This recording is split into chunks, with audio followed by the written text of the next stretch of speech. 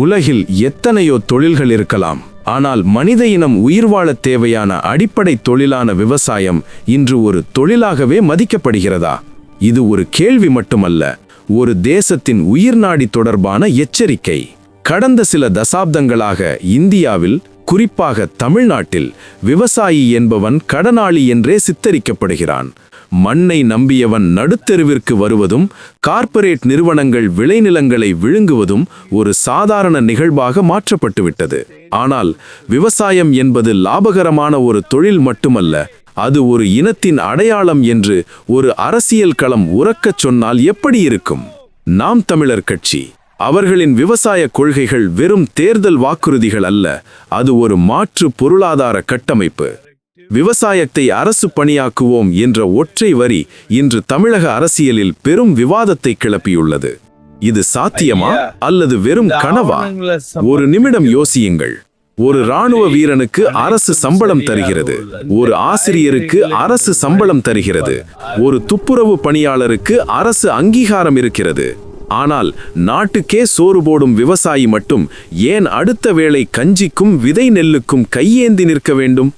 இந்த அநீதியை மாற்றியமைக்க NTK முன்வைக்கும் திட்டங்கள் என்ன? விவசாயிகள் அரசு ஊழியர்களாக மாற்றப்படுவார்கள். ஒவ்வொரு விவசாயிக்கும் மாத ஊதியம் வழங்கப்படும். விவசாயம் ஒரு கௌரவமான தொழிலாக மாற்றப்படும்.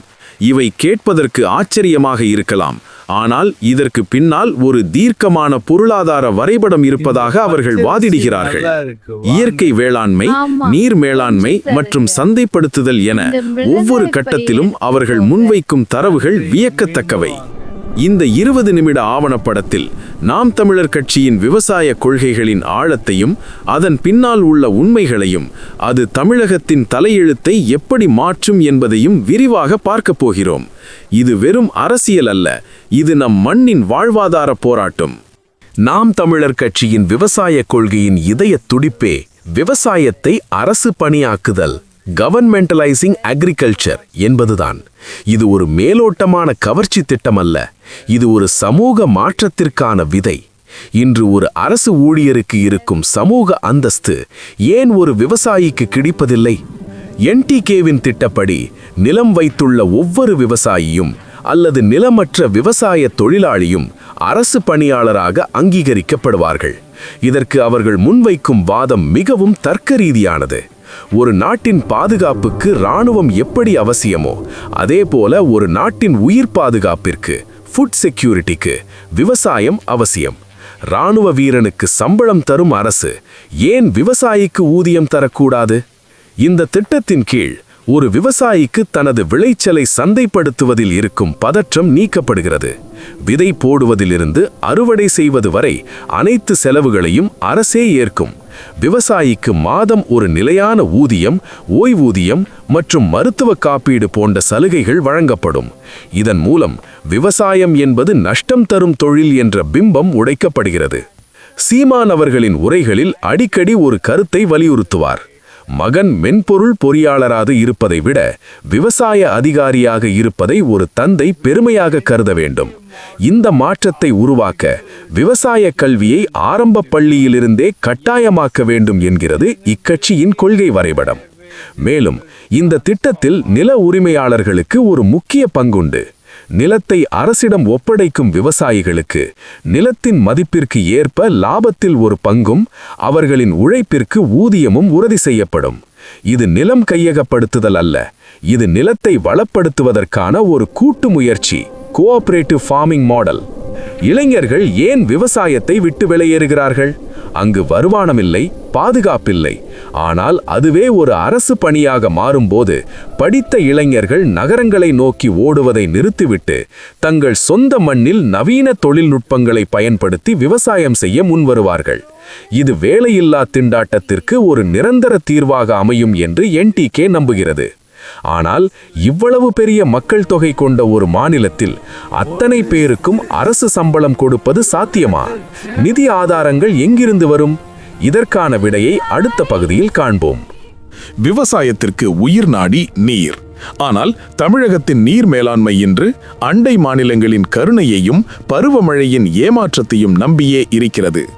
நாம் தமிழர் கட்சியின் விவசாய கொள்கையில் நீர் மேலாண்மை என்பது ஒரு வெறும் கட்டுமானம் அல்ல, அது ஒரு வாழ்வாதார உரிமை.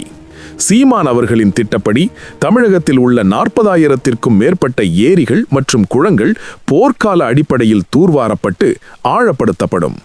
மழை நீரை மண்ணுக்குள் புதைப்போம் என்பது இவர்களின் தார மந்திரம். ஆற்று மணல் கொள்ளையை தடுத்து நிலத்தடி நீர் மட்டத்தை உயர்த்துவதே முதல் இலக்கு. ஒவ்வொரு கிராமத்திலும் உள்ள நீர்நிலைகள் அந்தந்த கிராமத்து விவசாய படையினரால் பராமரிக்கப்படும். அடுத்ததாக இயற்கை வேளாண்மை. ரசாயன உரங்களாலும் பூச்சிக்கொல்லிகளாலும் நம் மண் இன்று மலடாகி கொண்டிருக்கிறது. நாம் உண்ணும் உணவே நஞ்சாக மாறி வரும் நிலையில் நஞ்சில்லா உணவு என்பதை அடிப்படை உரிமையாக NTK முன்வைக்கிறது. இதற்காக பசுமாடுகள் வளர்ப்பு மற்றும் இயற்கை உர தயாரிப்பு ஆகியவற்றை விவசாயத்தின் ஒரு அங்கமாக மாற்ற திட்டமிடுகிறார்கள். ஒவ்வொரு விவசாய பண்ணையிலும் கால்நடை வளர்ப்பு கட்டாயமாக்கப்படும். இதன் மூலம் கிடைக்கும் சாணம் மற்றும் சிறுநீர் இயற்கை உரமாக மாற்றப்பட்டு மண்ணின் வளம் மீட்கப்படும். இது விவசாயிகளுக்கு கூடுதல் வருமானத்தை தருவதோடு பொதுமக்களுக்கு ஆரோக்கியமான உணவை உறுதி செய்யும். உணவே மருந்து என்ற பழமொழி வெறும் பேச்சல்ல, அது ஒரு செயல்பாடாக மாற்றப்படும். நீர் பகிர்வி விஷயத்தில் NTKவின் நிலைப்பாடு மிகவும் தெளிவானது. காவிரி, முல்லை பெரியாறு போன்ற நதிநீர் சிக்கல்களில் சட்ட போராட்டங்களை விட தமிழகத்திற்குள்ளேயே இருக்கும் நீர் ஆதாரங்களை ஒருங்கிணைப்பதில் இவர்கள் அதிக கவனம் செலுத்துகிறார்கள். தாமிரபரணி, கருமேனியாறு, நம்பியாறு இணைப்பு போன்ற உள்நாட்டு நதிநீர் இணைப்பு திட்டங்களுக்கு முன்னுரிமை அளிக்கப்படும். ஆனால் விளைவித்த பொருளை எங்கே விற்பது? இடைத்தரகர்களின் சுரண்டலிலிருந்து விவசாயியை எப்படி காப்பாற்றுவது? அதற்கான தீர்வுதான் மதிப்பு கூட்டப்பட்ட பொருட்கள். இதை பற்றி அடுத்த பகுதியில் விரிவாக காண்போம். விவசாயியின் மிகப்பெரிய எதிரி வறட்சியோ பெருமழையோ அல்ல, அது விலை வீழ்ச்சி. தக்காளி 1 கிலோ 1 ரூபாய்க்கு விற்கப்படும் போது அதே தக்காளி சூப்பு உணவகங்களில் 100 ரூபாய்க்கு விற்கப்படுகிறது. இந்த இடைவெளிதான் விவசாயியை தற்கொலைக்கு தள்ளுகிறது. நாம் தமிழர் கட்சியின் விவசாய கொள்கை இந்த இடைத்தரகர் முறையை வேரோடு அறுக்க முனைகிறது. NTKவின் திட்டப்படி ஒவ்வொரு வட்டாரத்திலும் அரசு சார்பில் மதிப்பு கூட்டும் தொழிற்சாலைகள், அதாவது வேல்யூ அடிஷன் யூனிட்ஸ் நிறுவப்படும். ஒரு விவசாயி விளைவிக்கும் நெல்லை அரிசியாக மாற்றுவது மட்டுமல்லாமல் அதை அவலாகவோ பொரியாகவோ மாற்றி விற்க அரசே வழிவகை செய்யும். தேங்காய் விற்கும் விவசாயிக்கு கிடைக்கும் லாபத்தை விட தேங்காய் எண்ணெய் மற்றும் நீராபானம் தயாரிக்கும் போது கிடைக்கும் லாபம் பல மடங்கு அதிகம். இங்கேதான் அரசு நேரடி கொள்முதல் முக்கிய பங்கு வகிக்கிறது. விளைபொருட்களை இடைத்தரகர்களிடம் விற்க வேண்டிய அவசியம் இனி விவசாயிக்கு இருக்காது. அரசே குறைந்தபட்ச ஆதரவு விலையை நிர்ணயம் செய்து உடனுக்குடன் பணத்தை செலுத்தும். அந்த பொருட்கள் அரசு அங்காடிகள் மூலம் நேரடியாக மக்களுக்கு சென்றடையும். இதன் மூலம் நுகர்வோருக்கு குறைந்த விலையில் தரமான உணவு கிடைப்பதோடு விவசாயிக்கும் நியாயமான லாபம் உறுதி செய்யப்படுகிறது. சீமான் அவர்கள் முன்வைக்கும் மற்றொரு முக்கியமான அம்சம் விவசாய ஏற்றுமதி மண்டலங்கள். அந்தந்த பகுதிகளில் விளையும் தனித்துவமான பயிர்களை, உதாரணமாக சிறுமலை வாழைப்பழம், ஈரோடு மஞ்சள் போல விவசாய பொருட்களை உலகத்தரம் வாய்ந்த பேக்கிங் முறையில் சர்வதேச சந்தைக்கு கொண்டு செல்வது. இதன் மூலம் அந்நிய செலவாணி ஈட்டப்பட்டு மாநிலத்தின் பொருளாதாரம் வலுப்பெறும். மேலும் உழவர் சந்தை என்ற திட்டத்தை அடுத்த கட்டத்திற்கு நகர்த்தி குளிரூட்டப்பட்ட சேமிப்பு கிடங்குகளை ஒவ்வொரு ஊராட்சியிலும் அமைப்பதே இவர்களின் திட்டம். அழுகும் பொருட்களான காய்கறிகள் மற்றும் பழங்களை சேமித்து வைத்து விலை உயரும் போது விற்பனை செய்ய வசதி ஏற்படுத்தப்படும். விவசாயி என்பவன் பிச்சைக்காரன் அல்ல, அவன் இந்த நாட்டின் உற்பத்தியாளன் என்ற நிலையை இது உருவாக்கும். தொழில்நுட்பம் மற்றும் சந்தைப்படுத்துதல் இணைந்து செயற்படும் போது ஒரு விவசாயியின் வருமானம் 5 மடங்கு உயர வாய்ப்புள்ளது என பொருளாதார வல்லுநர்கள் கணிக்கின்றனர். ஆனால் இதற்கான நிலங்கள் எங்கே இருக்கின்றன? விளைநிலங்கள் வீட்டு மனைகளாக மாறுவதை NTK எப்படி தடுக்கும்? அடுத்த பகுதியில் விரிவாக பார்ப்போம். கடந்த 20 ஆண்டுகளில் தமிழ்நாட்டின் விவசாய பரப்பளவு பல்லாயிரம் ஏக்கர் குறைந்துவிட்டது. விளைநிலங்கள் எல்லாம் ரியல் எஸ்டேட் பிடியில் சிக்கி கான்கிரீட் காடுகளாக மாறிவிட்டன. நாம் தமிழர் கட்சியின் விவசாய கொள்கையில் மிக முக்கியமான அதே சமயம் கடுமையான சட்டம் இதுதான். விளைநிலங்களை வீட்டு மனைகளாக மாற்ற ஒருபோதும் அனுமதி இல்லை. சீமானவர்கள் முன்வைக்கும் சட்டம் மிகவும் தெளிவானது. ஒரு நிலம் விளைநிலமாக இருந்தால் அது காலம் முழுக்க விளைநிலமாகவே இருக்க வேண்டும். அதை விலைக்கு வாங்கவோ விற்கவோ வேண்டுமானால் அது மீண்டும் ஒரு விவசாயிக்கோ அல்லது அரசுக்கோ மட்டுமே செல்ல வேண்டும். விவசாயம் அல்லாத மற்ற பயன்பாட்டிற்கு விளைநிலத்தை பயன்படுத்துவது தண்டனைக்குரிய குற்றமாக மாற்றப்படும். இன்று பல விவசாயிகள் விவசாயம் நஷ்டம் என்பதால் நிலத்தை விற்கிறார்கள். ஆனால் NTKவின் திட்டப்படி விவசாயம் அரசு பணியாக்கப்படும் போது நிலத்தை விற்க வேண்டிய அவசியம் விவசாயிக்கு இருக்காது. மாறாக தரிசாக கிடக்கும் நிலங்களை அரசு கையகப்படுத்தி அங்குள்ள இளைஞர்களை கொண்டு கூட்டு பண்ணை முறையில் விவசாயம் செய்யப்படும். ஒரு அங்குல நிலம் கூட தரிசாக இருக்கக்கூடாது என்பதே இவர்களின் இலக்கு. கார்ப்பரேட் நிறுவனங்கள் விளைநிலங்களை அபகரிப்பதை தடுக்க நில உச்சவரம்பு சட்டம் முறையாக நடைமுறைப்படுத்தப்படும். விவசாய நிலங்கள் அந்நிய முதலீட்டாளர்களுக்கோ அல்லது பன்னாட்டு நிறுவனங்களுக்கோ தாறுவார்க்கப்படாது. நிலத்தின் உரிமையாளர் எப்போதும் அந்த மண்ணின் மைந்தராகவே இருப்பார். இது வெறும் உணர்ச்சி பூர்வமான முடிவல்ல, இது ஒரு இனத்தின் உணவு இறையாண்மை தொடர்பான முடிவு. மலைப்பகுதிகள் மற்றும் வனப்பகுதிகளை ஒட்டியுள்ள விவசாய நிலங்களில் இயற்கை வேலி அமைப்பதன் மூலம் விலங்குகள் பயிர்களை சேதப்படுத்துவது தடுக்கப்படும். இதற்கு பதிலாக காடுகளை ஒட்டிய பகுதிகளில் அகழிகள் எடுப்பதற்கும் சோலார் வேலிகள் அமைப்பதற்கும் அரசு முழு நிதியுதவி வழங்கும். இதன் மூலம் விவசாயிக்கும் விலங்குகளுக்கும் இடையிலான மோதல் தவிர்க்கப்படும். நிலம் என்பது ஒரு சொத்து மட்டுமல்ல, அது நம் தாய். அந்த தாயை விற்பது என்பது நம் எதிர்காலத்தையே விற்பதற்கு சமம். விளைநிலங்களை பாதுகாப்பதன் மூலமே அடுத்த தலைமுறைக்கு நாம் சோற்றை விட்டு செல்ல முடியும் என்று NTK முழங்குகிறது. ஆனால் இந்த திட்டங்களை செயல்படுத்த தேவையான விவசாய படை என்பது என்ன? அதை எப்படி உருவாக்குவார்கள்?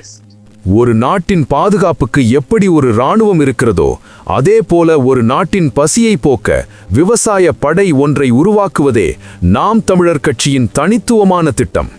இது வெறும் வார்த்தை அலங்காரமல்ல, இது ஒரு கட்டமைக்கப்பட்ட அமைப்பு.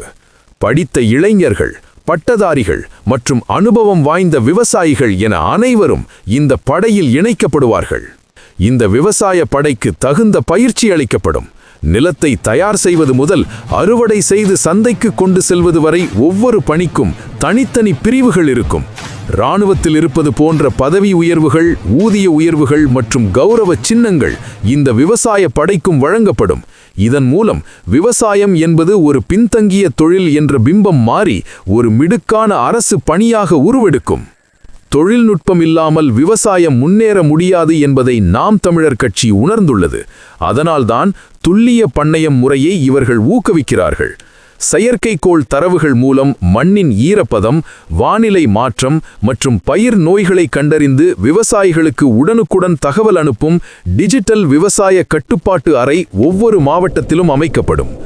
ட்ரோன்கள் மூலம் உரம் தெளிப்பது, தானியங்கி இயந்திரங்கள் மூலம் களை எடுப்பது என விவசாயத்தின் கடினமான உழைப்பை எளிமையாக்க திட்டமிடுகிறார்கள்.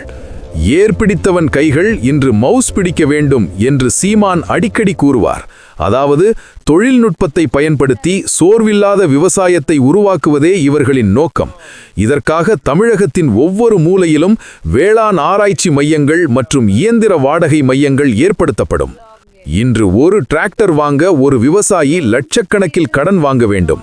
ஆனால் NTKவின் திட்டப்படி அனைத்து நவீன இயந்திரங்களும் அரசின் சொத்தாக இருக்கும். விவசாய படையினர் அந்த இயந்திரங்களை இலவசமாக பயன்படுத்தி விவசாயம் செய்வார்கள். இதன் மூலம் தனிநபர் மீதான கடன் சுமை முற்றிலுமாக நீக்கப்படுகிறது. இளைஞர்களின் ஆற்றலும் முதியவர்களின் அனுபவமும் நவீன தொழில்நுட்பமும் இணையும் போது தமிழகம் உலகின் உணவு கிண்ணமாக மாறும் என்பதில் ஐயமில்லை. ஆனால் இவ்வளவு பிரம்மாண்டமான கனவுகளுக்கு பின்னால் இருக்கும் அரசியல் உண்மை என்ன? இது ஒரு வரலாற்று பாடமா அல்லது எதிர்காலத்திற்கான வழிகாட்டியா? இறுதி பகுதியில் காண்போம். வரலாறு என்பது வெறும் கடந்த காலம் அல்ல, அது எதிர்காலத்திற்கான ஒரு பாடம். 2000 ஆண்டுகளுக்கு முன்பே உழுதுண்டு வாழ்வாரே வாழ்வார் என்று வள்ளுவம் சொன்னது வெறும் கவிதைக்காக அல்ல. அன்று நம் மன்னர்கள் ஏரிகளையும் குளங்களையும் கட்டி விவசாயத்தை ஒரு புனிதமான அறமாக பார்த்தார்கள். ஆனால் இன்று அந்த அறம் ஒரு வியாபாரமாக மாற்றப்பட்டுவிட்டது. நாம் தமிழர் கட்சியின் விவசாய கொள்கைகள் என்பது ஏதோ ஒரு புதிய கண்டுபிடிப்பு அல்ல, அது தொலைந்து போன நம் மண்ணின் பெருமையை மீட்டெடுக்கும் ஒரு முயற்சி.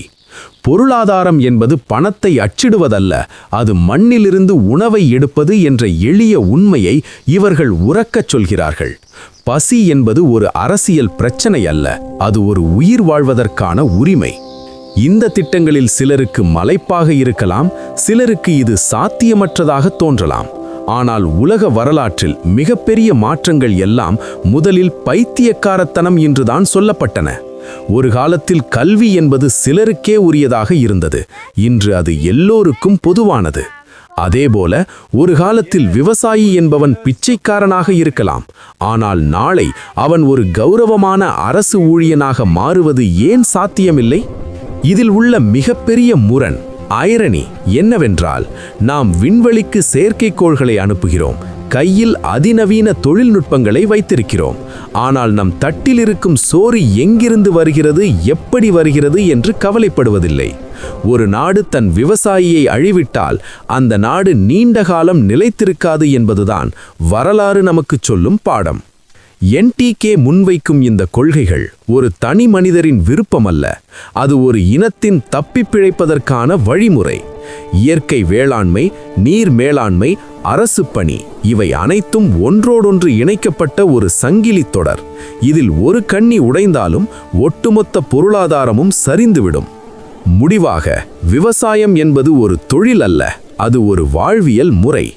அந்த வாழ்வியலை மீண்டும் மீட்டெடுத்து மண்ணின் மைந்தர்களிடம் ஒப்படைப்பதே இந்த திட்டத்தின் அடிப்படை நோக்கம். விவசாயி சேற்றில் கால் வைத்தால்தான் நாம் சோற்றில் கை வைக்க முடியும் என்பது பழமொழி. ஆனால் விவசாயி கௌரவமாக வாழ்ந்தால்தான் நாமும் கௌரவமாக உயிர் வாழ முடியும் என்பதுதான் இன்றைய உண்மை. இந்த ஆவணப்படம் நமக்கு ஒரு கேள்வியை விட்டுச் செல்கிறது. நாம் வளர்ச்சி என்ற பெயரில் எதை நோக்கி ஓடிக்கொண்டிருக்கிறோம்? நம் வேர்களை தேடி திரும்புவதே உண்மையான வளர்ச்சி இல்லையா? இந்த வீடியோ பிடித்திருந்தால் லைக் செய்யுங்கள், ஷேர் செய்யுங்கள், சப்ஸ்கிரைப் செய்யுங்கள். மேலும் தமிழ் வரலாற்று ஆவணப்படங்களுக்கு பெல் ஐகானை அழுத்துங்கள். உங்கள் கருத்துக்கள் மற்றும் பரிந்துரைகளை கமெண்ட் செக்ஷனில் பகிருங்கள்.